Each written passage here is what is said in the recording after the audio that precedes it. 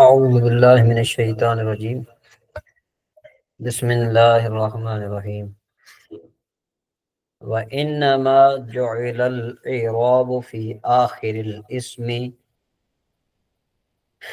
آخر الاسم المعرب لأن نفس الاسم تدل على المسمى۔ اس عبارت کے ذریعے حضرت مصنف علیہ رحمہ ایک اعتراض کا جواب دے رہے ہیں۔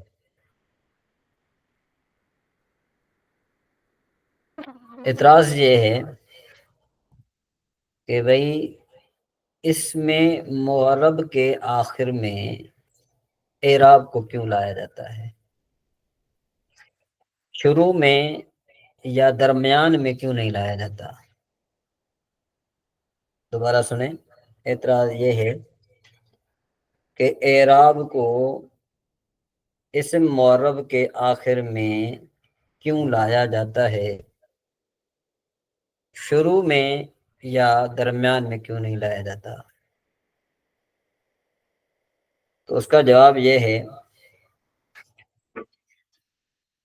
کہ اسم معرب جو ہے وہ مسمى یعنی ذات پر دلالت کرتا ہے، اور اعراب کی اس صفت پر دلالت کرتا ہے، اور اعراب اس کی اعراب کیا کرتا ہے؟ اس کی صفت پر دلالت کرتا ہے۔ دوبارہ سنو، اس کا جواب یہ ہے کہ اسم معرب مسمى یعنی ذات پر دلالت کرتا ہے، اور اعراب اس کی صفت پر دلالت کرتا ہے، اور صفت کا جو مرتبہ ہے نا وہ ذات کے مرتبے سے مؤخر ہوتا ہے، لہذا مناسب یہی ہے کہ صفت پر دلالت کرنے والا بھی ذات پر دلالت کرنے والے سے مؤخر ہو، بس اس لیے جو اعراب کو معرب کے آخر میں دیا جاتا ہے۔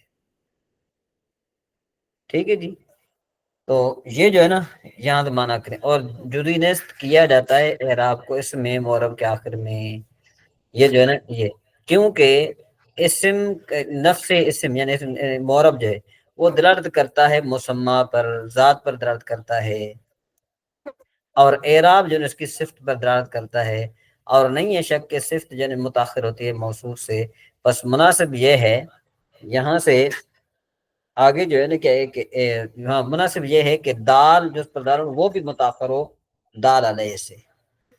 ٹھیک ہے جی، یہاں تک یہ بات آ گئی ہے۔ اس کے بعد آگے وَهُوَ مَأْخُوذٌ مِّنْ أَعْرَبَهُ، در حقیقت یہ بھی ایک اعتراض یہاں پر یوں کہہ لیں آپ کہ یہ اعراب کی وجہ تسمیہ بیان کی جا رہی ہے کہ اعراب کو اعراب کیوں کہتے ہیں۔ تو شارح علیہ رحمہ فرماتے ہیں کہ اعراب کو اعراب یا تو اس لیے کہتے ہیں کہ اعراب ماخوذ ہے اعربہ سے۔ ٹھیک ہے جی، اعربہ سے شارح نے کیا فرمایا کہ اعراب جو ہے یا تو یہ ماخوذ ہے اعربہ سے، ٹھیک ہے جی، اور عرب کا یہ مقولہ ہے کہ جس وقت کوئی آدمی کسی امر کو واضح کرے تو پھر عربی کیا بولتے ہیں؟ عربی بولتے ہیں اعربہ، کہ فلاں نے امر کو واضح کر دیا۔ تو اس وجہ سے اس لحاظ سے یعنی کیا ہے کہ اس کا نام یہ رکھا گیا کیونکہ اعراب بھی جو ہے نا کیا ہے کہ معرب کو واضح کرتا ہے، اس وجہ سے اعراب کو اعراب کہا گیا۔ اچھا، یا پھر یہ اعراب کو اعراب کہنے کی وجہ یہ ہے کہ اعراب ماخوذ ہے عربت معدتہ سے، ٹھیک ہے جی، کس سے ماخوذ ہے؟ عربت معدتہ، تو اس کا معنی یہ ہے کہ اس کا معدہ فاسد ہوا۔ عاربت جو ہے مجرد ہے، اور جب آپ اس کو باب افعال پر لے آئیں گے نا، باب افعال پر، تو باب افعال کا حمزہ کبھی سلب ماخذ کے لیے آتا ہے، تو پھر اعراب کا معنی ہوگا ازالہ فساد، یعنی فساد زائل کرنا۔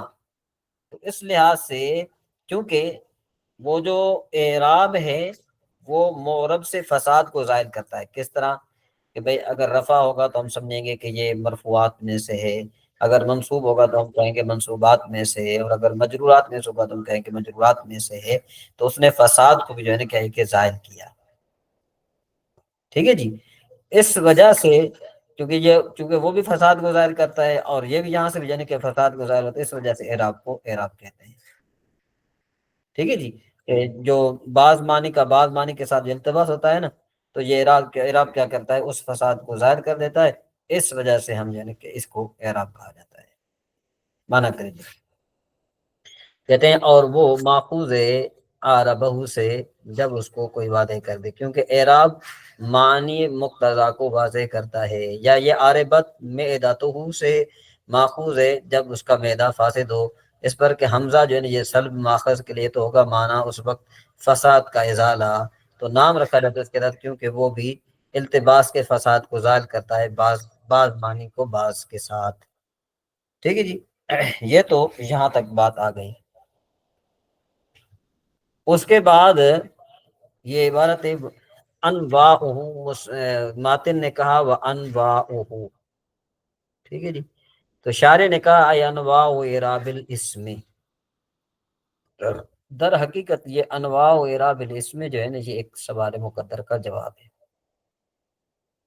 سوال یہ ہے کہ آپ نے اعراب کی 3 قسمیں بیان کی ہیں، رفع، نصب، جر، حالانکہ ایک چوتھی قسم بھی ہے جزم، اس کا بیان کیوں نہیں کیا گیا؟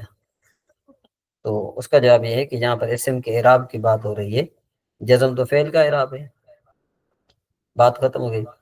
اس کے بعد پھر ثلاثتن، یہ بھی ایک جو ہے نا کہ اعتراض کا جواب ہے۔ اعتراض یہ ہے کہ انواع مبتدا ہے، اور رفع، نصب، جر ان میں سے ہر ایک اس کی خبر ہے، اور قاعدہ یہ ہے کہ خبر کا مبتدا پر حمل ہوتا ہے، اور یہاں پر یہ عمل درست نہیں۔ کیوں؟ حمل کی صورت میں خبر مفرد کا جمع پر حمل ہونا لازم آئے گا، جو کہ درست نہیں۔ تو اس کا جواب یہ ہے کہ رفع، نصب، جر ان میں سے ہر ایک اس کی خبر نہیں، بلکہ ان تینوں کا مجموعہ خبر ہے۔ ٹھیک ہے جی، پھر آگے پھر فرمایا ہذہ الاسماء الثلاثۃ، تو یہ بھی در حقیقت ایک سوال مقدر کا جواب ہے۔ سوال یہ ہے کہ مصنف علیہ الرحمٰ نے حرکات ثلاثہ کو رفع، نصب اور جر کے ساتھ تعبیر کیا ہے، ضمہ، فتح اور کسرہ کے ساتھ تعبیر کیوں نہیں کیا؟